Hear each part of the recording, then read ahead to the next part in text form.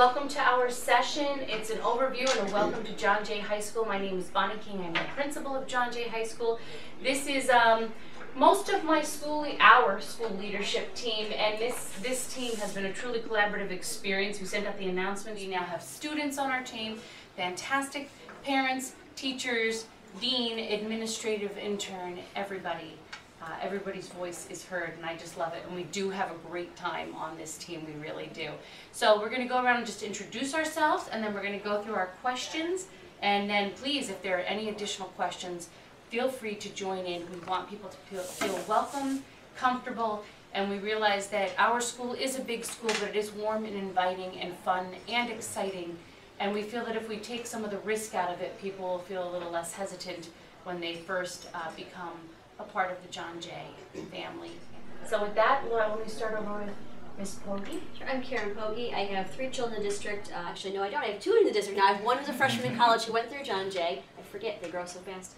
And I have a sophomore at Jay, and then I have a 4th grader also. My name is Will Davis. I am the dean at John Jay, the in-school restriction teacher at John Jay, and the administrative intern this year, as Ms. King mentioned.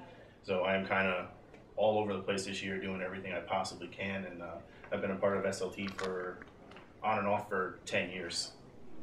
My name is Lisa Jeanneret. I'm a parent. I have 3 kids in the district. 1 is an 8th grader that will be coming into John Jay next year, and 2 are in John Jay now. 1 will be graduating. My name is Joe Pedota. I'm a special education teacher and teacher in charge of special education at John Jay, and this is my 2nd year on SLT.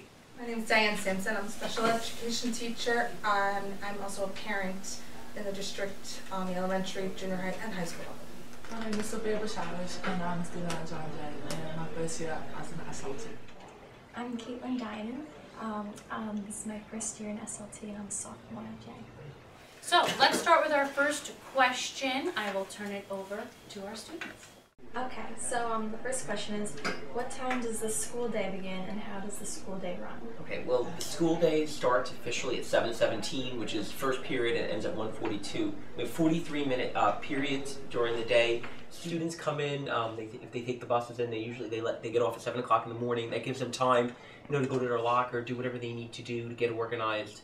And what'll happen is the first bell rings a couple minutes before, like around 7:10, so they get a warning in between around 7:15 for the second bell. So 7:17 they know where they need to be, and they have that 5-minute passing period, depending on where they are in the building, to get them where they need to go. And we do encourage every student also, during the day, because they are, have their academics, they have their electives, also to take a lunch period to kind of give them a little break from everything, time, to talk with their friends and to unwind a little bit. How does the scheduling process work, and why did it happen? I would love to talk about scheduling. I'm one of the former master schedulers at the building. The scheduling process works, and it's really a full year process. We begin by gathering information on student course requests, and that happens in the winter time. Students meet with their school counselors to find out what they need. For example, a 9th grade global student should need to take 10th grade global. Those are some of our basics. 9th grade ELA will go into 10th grade ELA, and so on and so forth.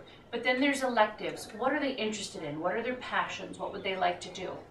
Do they want to take a photo media course? Are they project lead the way? Are they part of, they want to start getting ready for additional sciences? Whatever it is, it goes in as a course request. That means that when the system is run later on in the spring, we build a master schedule, and it will say, these students want these many students want this many courses. And based on how many course requests, we know how much faculty we need, we know how many sections we need. So approximately every 30 students, 20 to 30 students, we know we're going to run what's called a section, which is a class. So let's say we have 4 sections of ceramics class, then I know I need to have 4 periods of ceramics open. Those course requests go into the system. Then we meet, and it's a very lengthy process of making sure that there's spaces, rooms, teachers, where they fit. Can the students go from one room to another room? Will they be in a conflict, meaning they're scheduled for 2 classes at the same time?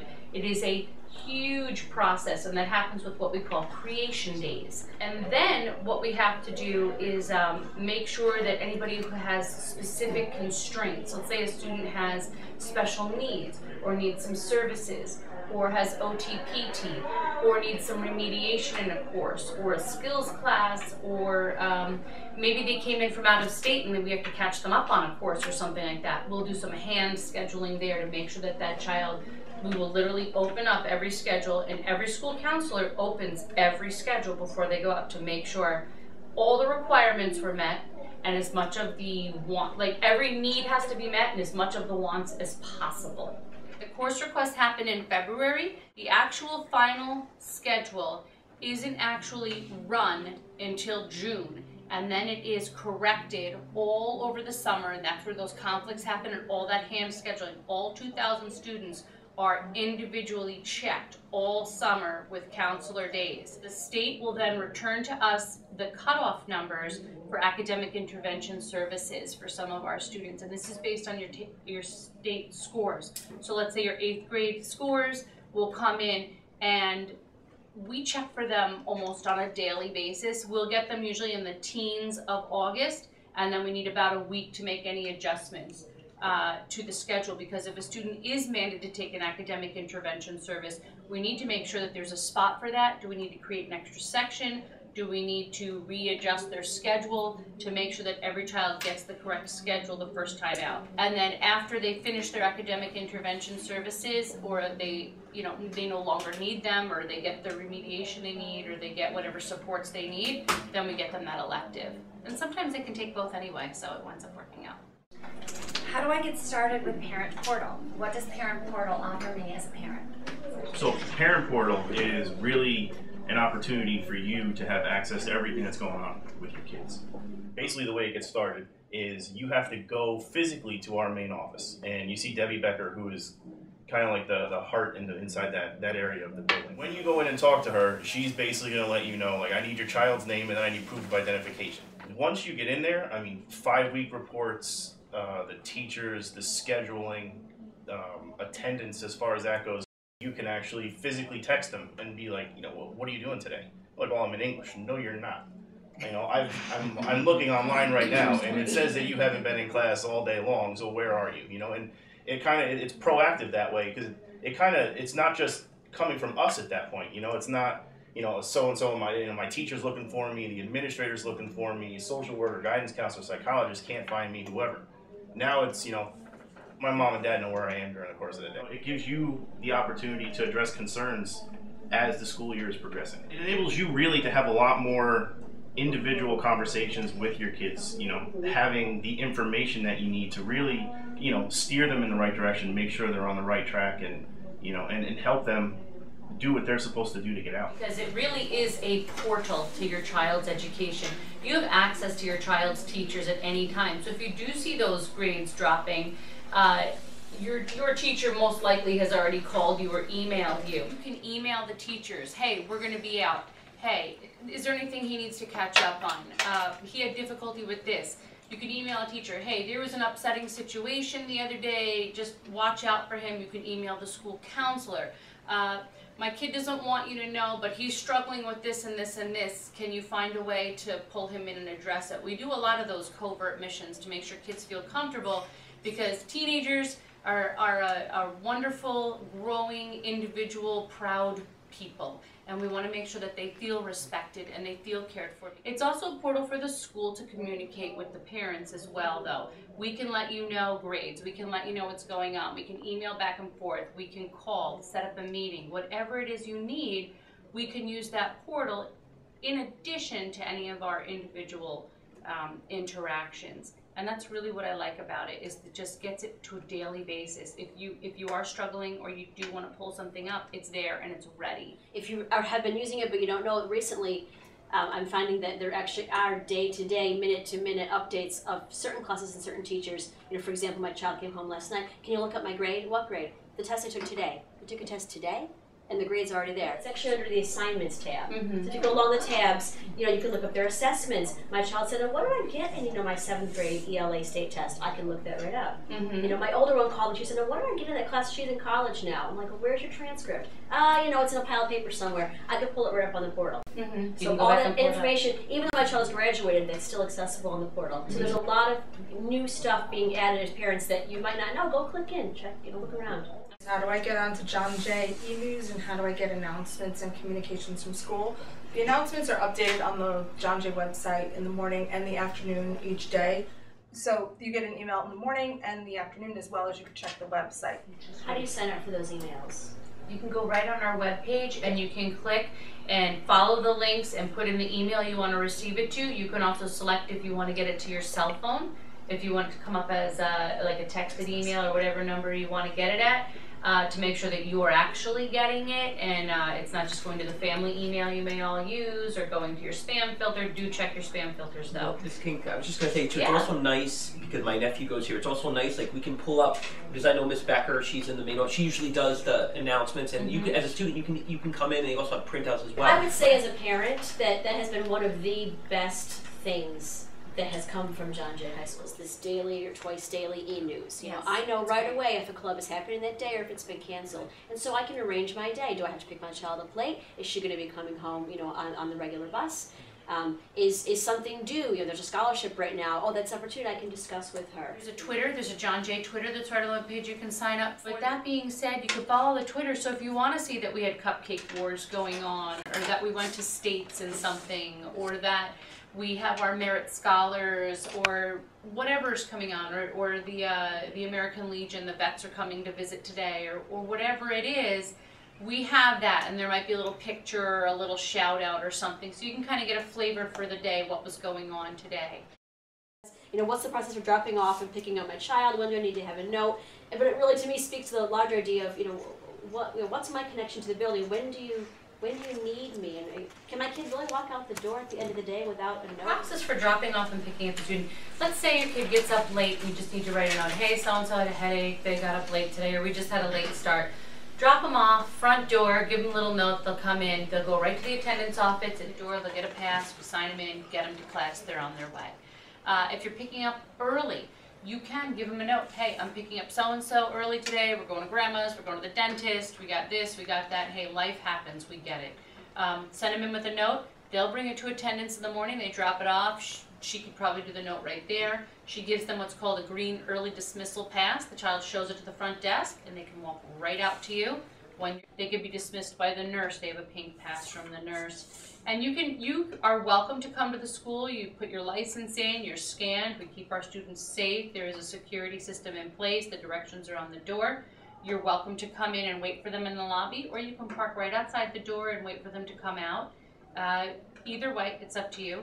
And then as students get older, once they're seniors, they may have a late arrival or an early dismissal. They have a pass, they have a schedule that shows, and then we eventually memorize who they are. We know who is allowed, and they walk out the door and they get in their car and they drive to their job or home or whatever it is. Or some are doing the bridge program and they're driving up to Dutchess to go catch their afternoon classes. Okay. So the question is, where can I go for help when your child is struggling? So that would be like along the lines of academics, emotional concerns, connecting to school and organization and homework. So the main office, which is at John Jay, has information for any and all help. And so it's like along with bullying and connecting to schools and social skills, organization and homework. Information is also available about the support staff available each area of need. Our faculty and staff is very hardworking and committed to helping our students and parents reach high levels of success in a professional and confidential manner. Caitlin, if you were having trouble with one of your classes, what would you do? If there's a freshman and they say, hey, I'm bombing out in math right now, what would you tell that kid to do? Probably talk to their teacher. Right. Go talk to your teacher. And what if they were still struggling? What could they do? They need some help with homework or studying. Who could they see? And what would you do? Definitely email my teacher or talk to my parent and stay after class. Stay after class for extra help. All of our teachers offer extra help. There's also project homework, things like that. Let's say kids don't want to do their homework when they go home. That's okay sometimes. There is a place for homework. There is meaningful homework. But sometimes when you get home from work, even as an adult, you don't want to do anything because you're tired from working all day. We have project homework. Stay, get it done there, so when you go home, it's your free time. There's nothing wrong with organizing your day in a way that works for you. We also have, through our school counseling department, we have students For example, our Math Honor Society students have to maintain a certain number of hours of tutoring to maintain their Math Honor Society status. So they could even be paired up through school counseling and then go to project homework. There's a supervised place for them to do their work and get their help. Let's say your student's having trouble with other students, or there's some bullying, or there's some emotional issues. There are many resources in the building that they can use. I mean, of course, guidance is a great place to start with the guidance counselors to talk with them. There's also the assistant principals as well for each grade level. I know 9th grade is, has it split like that, but they can go talk to them, talk to the administrators. We also have school social workers. We also have school psychologists are also great resources. The faculty and staff is also great resources. And to see people and let them know, the students are not alone. There are many resources that they have, and to find who they're comfortable with, and utilize that. I mean, there's a lot of people in the building that you can go to. And utilize them. And we're here to help. We're here as a resource. They need somebody to go to, and often that person can then plug them into who they really might get the help that they need. And in my experience, the administrators, the grade administrators have been, I have one for my son, have been great. I mean, they're so accessible. They're helpful. They'll guide you to where you need. They want to know your kid, and they follow you through all the way through. So just like the school counselor, your child gets them in freshman year, and they stay with your child all the way through senior year.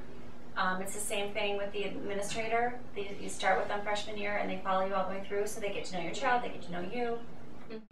So why don't we jump out of order just a little bit, because we have some folks that may be up for a different session or need to go.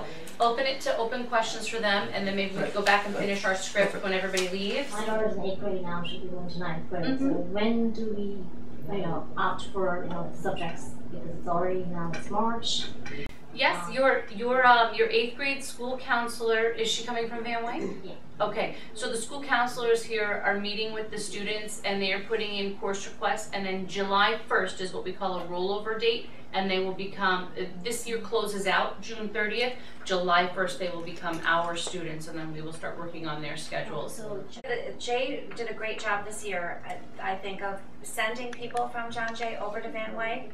The kids have already sat through the business department, the engineering department. Students have come and they've spoken with the kids about the languages, about the electives and what they can take. They got home an elective sheet with all the different electives that they can take as freshmen to consider. So they have the material to think about.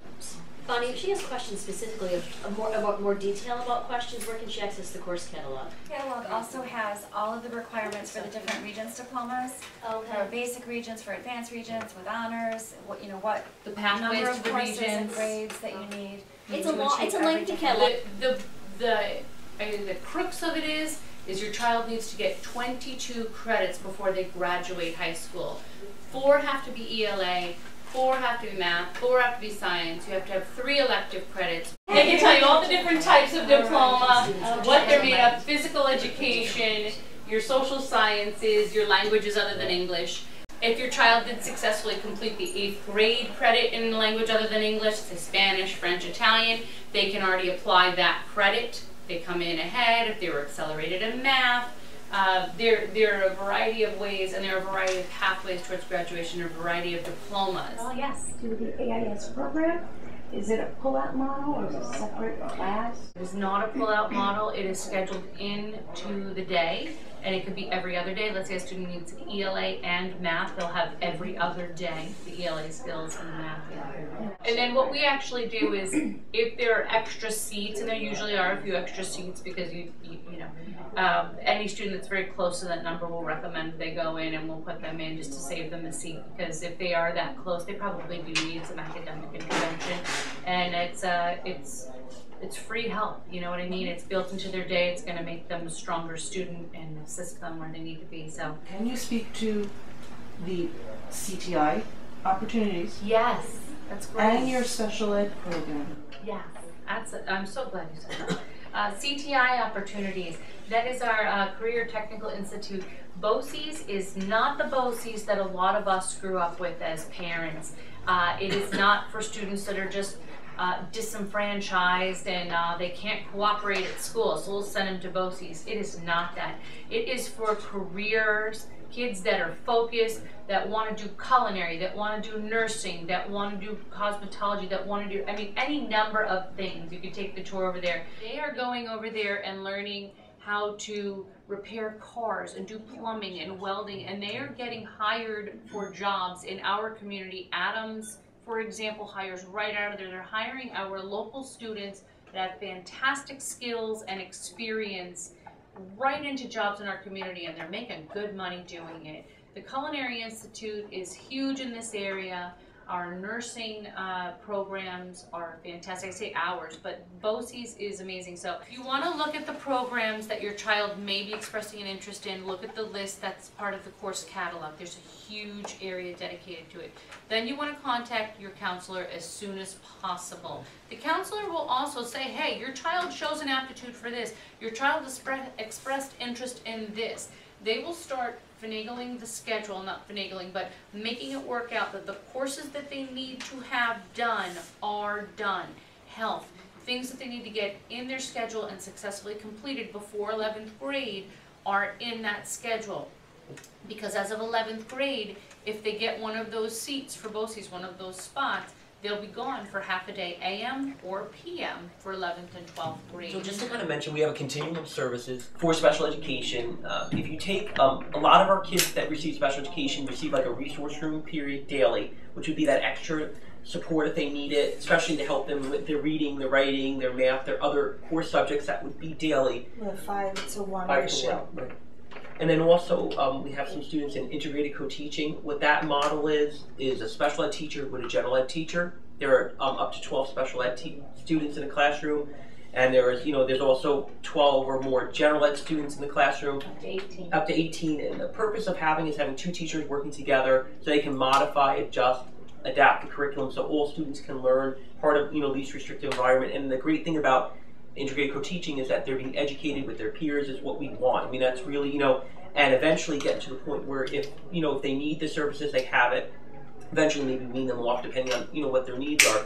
We also have a special class, self-contained, with the CDOS vocational. Those are for kids with more severe disabilities that would have a hard time in integrated co-teaching. So they're kind of small, choose like one section. There might be a group of maybe 8 to 12 kids that are kind of doing that, usually a core group of kids. That's for kids that really have severe disabilities that really struggle. And then we have at the other end, we have something called the consultant model, indirect consultant. And those would be for kids that are pretty much independent. And it's more for the special ed teacher to keep contact with the teachers. The students can come and meet with them, and there is some follow-through, but it's more the special ed teacher with the teachers. And the other thing, just to mention, is that it's very different than the middle school. A lot of times what happens is parents, we have like over 120 different teachers. In the middle school, it's more of kind of like everybody has kind of the same teachers on the same team. It's not like that. There are many different teachers, so it is harder in that respect. And my suggestion is for parents to, the email is probably the best way to contact, kind of keep tabs with your, and just give them a quick email. Will their case manager follow them all 4 In years? an So that's ideal up to them. situation, yes, the theory is that's, and they arrange that as much as logistically possible. Right. But sometimes it doesn't happen because of the scheduling where there's, for example, a kid that I may have had as a TOR last year, I have absolutely no contact with them, not in any classes, not any, their free periods doesn't match up with mine, so they have to be matched up with a teacher that would be available to them based on what the schedule is. Right, because we tried an only case model, and what ended up happening was it's, if you see the student, it's advantageous, but it was a disadvantage because you weren't seeing that student every day, and and it's that great to have that contact. Whether we see the student in a research room, whether we see the student in an integrated co-teaching, it's really important that you have that direct contact and that student knows that you're available and that they have that contact. So it's great, the best you can, and sometimes we are able to carry it over because you may have a kid, let's say, in resource room for 9th grade, and you're able to have them in 10th grade, and that's great. But if you don't see that student, it's good for that student to have a person that they can relate to, that they know. And we tell our students, we're your teacher of record. Come to us. We're in charge of doing their annual review meetings, things like that. So it is important. And I've kept kids throughout years just because we have a relationship, and I've kept them, and I know the parents, and I agree with you that it is great when that can be done to do that. Anything further? Shall we conclude? Please call us if there's anything we didn't answer. Thank you for being a part Thank of you. this. Thank you, everyone. And thank you. This is the first time we did this, and thank you.